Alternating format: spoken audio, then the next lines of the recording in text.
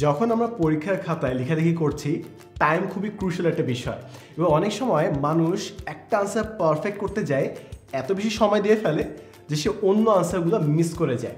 এক্ষেত্রে সিম্পল একটা জিনিস আমরা চিন্তা করে নিই। আমরা হয়তোবা 5টা কোয়েশ্চেনের আনসার খুব পারফেক্টলি দিলাম, মনে করেন বাংলা প্রথম পত্রই লিখছি, তো হয়তোবা 3 নাম্বার কিংবা 4 নাম্বারে যে প্রশ্নটা করছি খুব বেশি হলে আমরা 1-2 নাম্বার আমরা এক্সট্রা পাবো যদি একদম পারফেক্ট আনসার হয়।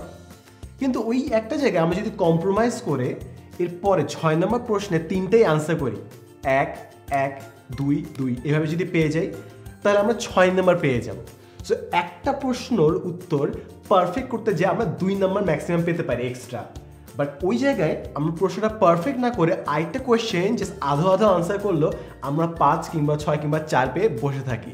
তাই অনেক সময় কোনো একটা উত্তর পারফেক্ট করার চেয়ে সবথেকে বেশি অ্যামাউন্ট আনসার করাটা মোর ইম্পর্টেন্ট।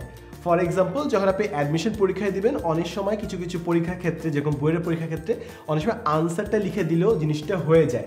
তাই নট নেসেসারিলি আপনাকে পুরো ফুল জিনিসটা লিখে ব্যাখ্যা করে গ্রাফ দিয়ে দেখাতে হবে, অনেক সময় সলিউশন দেখালেও হয়ে যায়। তাই আপনাকে জানতে হবে যে আপনি কি পারফেকশনের পিছিয়ে দৌড়াবেন নাকি পারফেকশন একটু বাদ দিয়ে সব প্রশ্নের আনসার দিলে আপনার ম্যাক্সিমাম নাম্বার আসবে। পরীক্ষা হলে যাওয়ার আগে সাবজেক্টটা অনুযায়ী আপনার কোন অ্যাপ্রোচটা বেটার হবে সেটা চিন্তা করে তারপর শুরু করবেন।